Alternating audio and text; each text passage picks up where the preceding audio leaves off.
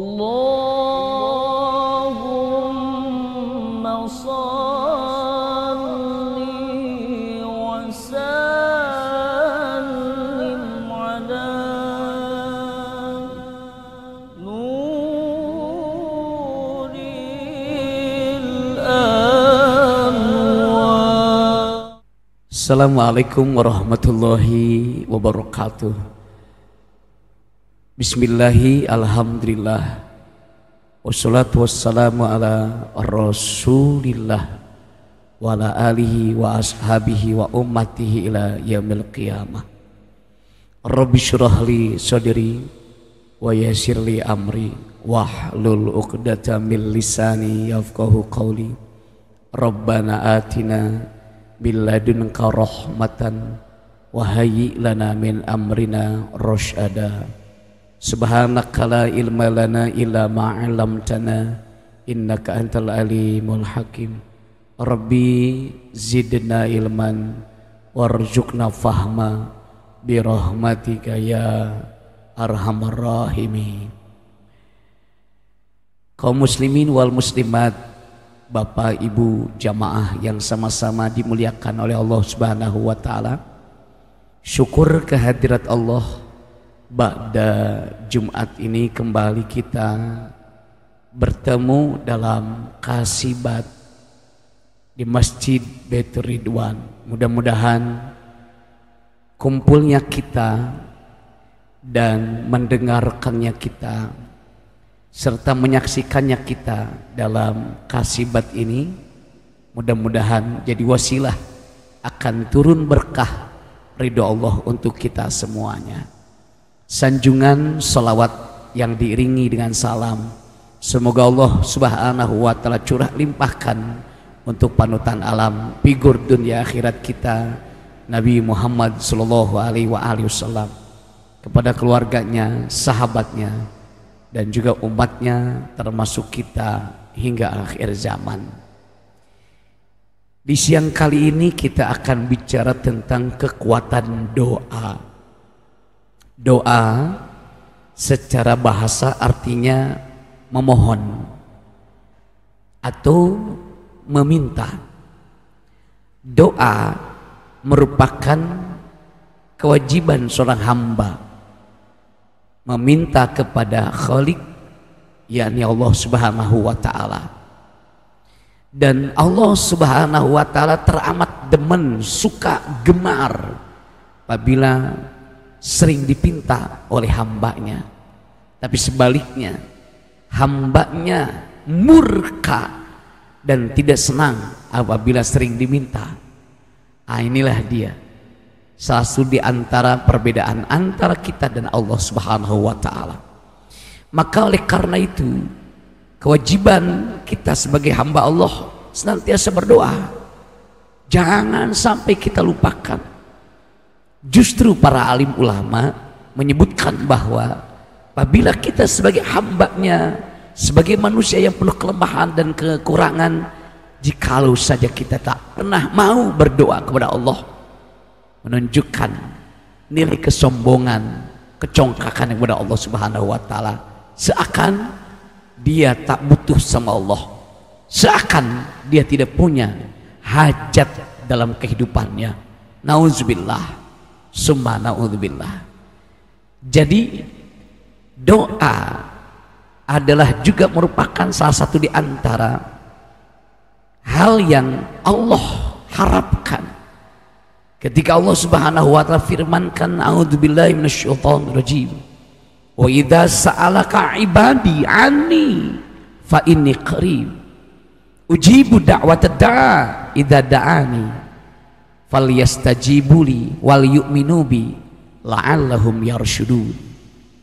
Yang kata Allah, apabila hambaku bertanya tentang aku, sampaikan kepada mereka, aku ini dekat,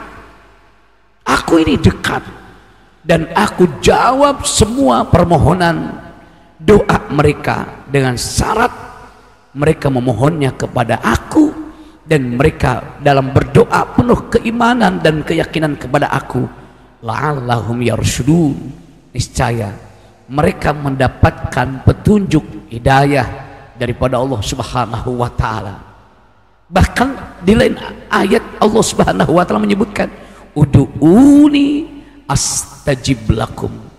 Berdoalah kalian semua kepadaku, niscaya pasti dan pasti akan aku ijabah doa kalian. Artinya tidak ada satu doa pun yang tidak akan diijabah oleh Allah. Semua diijabah oleh Allah. Tidak di alam dunia diijabahnya, pasti kelak nanti di alam akhirat bakal dijabah oleh Allah Subhanahu wa taala.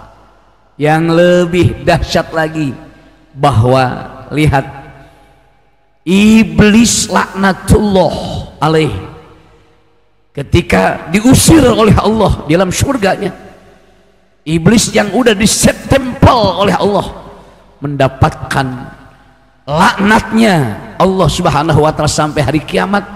Ternyata saat dia iblis berdoa kepada Allah, doanya diijabah oleh Allah Subhanahu wa taala. Yang dia minta kepada Allah, jangan sampai Allah matikan anak keturunannya sampai mereka menyesatkan umat manusia. Masya Allah. Artinya jelas, doa iblis saja diijabah oleh Allah, apalagi doanya kita yang sudah beriman kepada Allah, beriman kepada Rasulullah. Insya Allah pasti diijabah. Jangan pernah berhenti, apalagi sampai putus asa kita tinggalkan meminta, berdoa kepada Allah Subhanahu wa taala. Terus dan terus kita meminta dan doa kepada Allah Subhanahu wa taala. Bila istiqomah terus kita berdoa, sama dengan kita sedang mengetuk arsy Allah. Kita sedang mengetuk gerbangnya Allah Subhanahu wa taala. Kita sedang mengetuk pintu rahmatnya Allah. Kalau kita sering mengetuk pintu Allah, pasti bakal dibukakan pintunya oleh Allah Subhanahu wa taala. Ingat, ketika kita bertamu, berkunjung ke rumah saudara atau ke rumah sahabat kita, pas kita datang di depan rumahnya, kita ucap salam, sekaligus kita ketuk pintunya. Satu kali tidak ada jawaban, dua kali pun sama, tidak ada jawaban, diketuk lagi pintunya, dan berulang kali diketuk lagi pintunya. Saya yakin orang yang ada di dalam rumah pasti akan berlari dia menyambut dan menyapa, menjawab salam yang diucap oleh kita. Bahkan bukan sekedar mengucap dan jawab salamnya, tapi dia akan bukakan pintunya untuk kita masuk. Subhanallah. Maka ingat, dalam doa, kalau kita terus menerus dilakukan istiqomah, minta kepada Allah apapun yang kita butuhkan, apapun yang kita mau, apapun yang kita perlukan, niscaya bakal dijabah oleh Allah Subhanahu wa taala. Ada satu kisah kekuatan doa di sini. Ketika zaman Nabi Musa alaihissalam, dulu ada seorang wanita yang sudah tua renta, dan dia berkata kepada Nabi Musa alaihissalam, "Ya Nabi Allah Musa, kau ini adalah seorang Rasul dan juga seorang Nabi Allah. Aku adalah seorang hambanya dan aku adalah umatmu ya Nabi Allah Musa. Tolong tanyakan kepada Allah. Aku selalu memohon dan meminta kepadanya untuk diberikan anak dan keturunan." Masya Allah. Tolong tanyakan sama Allah, kira-kira keinginanku, doaku akankah diijabah oleh Allah yang menginginkan anak dan keturunannya? Nabi Musa alaihissalam menjawab, "Baiklah, insya Allah akan aku sampaikan kepada Allah Subhanahu wa taala." Dialah Musa alaihissalam, seorang nabi dan rasul Allah, yang tidak ada nabi rasul yang terus berdialog langsung dengan Allah Subhanahu wa taala. Di Bukit Tursina, Nabi Allah Musa alaihissalam berdialog dengan Allah, berjumpa, bersua dengan Allah Subhanahu wa taala, seraya menanyakan daripada umatnya perempuan yang tua renta tadi. Yang kata Nabi Musa, "Ya Rabb, hambamu dari umatku bertanya, si fulan bin fulan, dia adalah seorang wanita tua renta, tapi dia selalu meminta kepadamu ya Allah, akankah doanya diijabah? Dia meminta anak keturunan kepadamu ya Allah." Maka Saat itu pula Allah Subhanahu wa taala menjawab, wahai Musa, telah ditakdirkan bagi wanita tersebut tidak akan punya anak ataupun keturunannya. Seraya Nabi Musa menjawab, bala, tentu ya Allah. Selepas Nabi Musa alaihissalam bertanya kepada Allah Subhanahu wa taala, dan seketika mungkin dia berjumpa lagi dengan wanita tersebut. Lalu wanita itu bertanya, wahai Nabi Musa, gimana? Sudah kau tanyakan, akankah diijabah doaku? Aku minta anak dan keturunan kepada Allah Subhanahu wa taala. Kata Nabi Musa, duhai ibu, duhai wanita, Allah sampaikan kau ditakdirkan oleh Allah tidak akan punya anak dan keturunan. Si wanita ini pulang, dan ketika dia pulang, dia tiap malam tak pernah kering bibirnya, tak pernah juga lepas juga zikirnya, selalu baca ya Rohim, ya Rohim, ya Rohim, ya Rohim, ya Rohim, ya Rohim. Terus dia baca ya Rohim, ya Rohim. Kemudian yang kedua kalinya perempuan ini nanya lagi kepada Nabi Musa alaihissalam dengan pertanyaan yang sama, disampaikan kepada Musa alaihissalam, dan lalu Nabi Musa pun menyampaikan kembali kepada Allah. Lagi-lagi jawabannya adalah, wahai Musa, telah ditakdirkan wanita itu adalah dia tidak akan punya anak dan keturunan. Disampaikan kepada wanita tersebut. Wanita itu tetap di malam harinya membasahi bibir dia dengan zikir dan doa, ya Rohim, ya Rohim, ya Rohim, ya Rohim, ya Rohim, ya Rohim. Masya Allah. Yang ketiga kalinya si wanita ini datang kembali kepada Nabi Musa alaihissalam, dan dia bertanya dengan pertanyaan yang sama dengan pertanyaan pertama dan yang keduanya. Ternyata Nabi Musa pun kembali kepada Allah Subhanahu wa taala dan menanyakan kepada Allah. Jawabannya pun masih sama. Kata Allah, hei Musa, sampaikan kepada wanita itu, dia ditakdirkan tidak akan punya anak ataupun keturunan. Masya Allah. Akhirnya si perempuan tadi kembali lagi ke rumah. Tetap dia nggak pernah lepas, nggak pernah kering bibirnya mengucap ya Rohim, ya Rohim, ya Rohim, ya Rohim, ya Rohim, ya Rohim, ya Rohim, ya Rohim. Selang beberapa saat itu si wanita terus, kemudian lama dia datang kepada Nabi Musa dengan membawa seorang bayi, dengan mengucapkan assalamualaikum wahai Nabi Musa. Masya Allah. Nabi Musa tercengang, wahai ibu, maaf, ini bayi siapa dan anak siapa? Maka si perempuan itu menjawab, ini adalah bayiku dan ini adalah anakku. Nabi Musa tercengang, bagaimana mungkin bisa, sementara waktu takdirnya Allah sampaikan kau tak akan pernah punya anak ataupun keturunan. Sampai Nabi Musa alaihissalam langsung nanyakan kepada Allah Subhanahu wa taala. Seraya Allah menjawab, hei Musa, benar, aku takdirkan dia tidak akan punya anak, aku takdirkan dia tidak akan punya keturunan, tapi bibirnya selalu basah mengatakan dan juga menyampaikan kalimat ya Rohim, ya Rohim, maha penyayang, maha penyayang. Aku malu dibuatnya wahai Musa, maka aku kabulkan harapan dan keinginannya, aku jadikan dia punya anak dan keturunan. Masya Allah. Ini kekuatan doa namanya.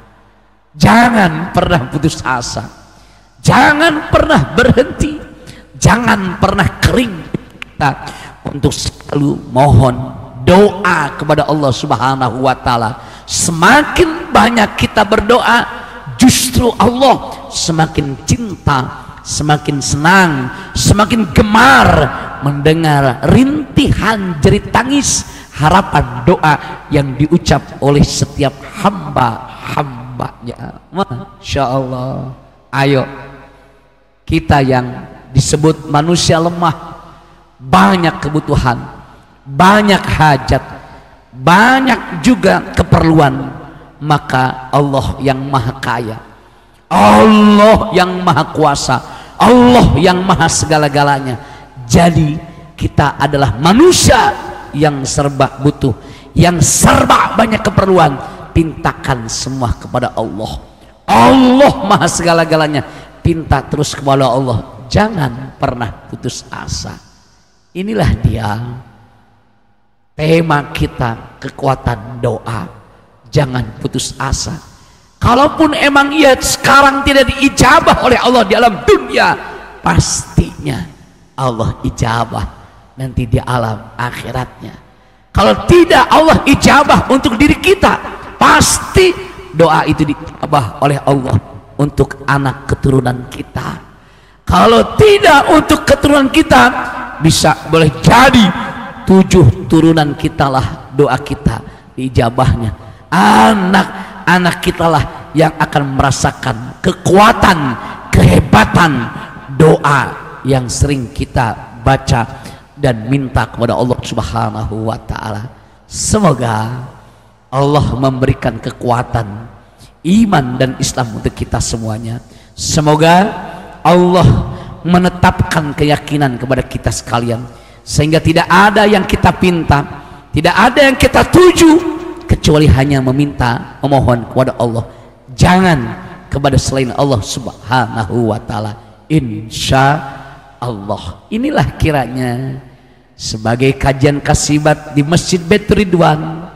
Jangan pernah tinggalkan setiap Ahadnya atau setiap Jumatnya, seminggu sekali maksudnya, jangan dilewatkan. Tonton terus di channel YouTube-nya Masjid Baitur Ridwan.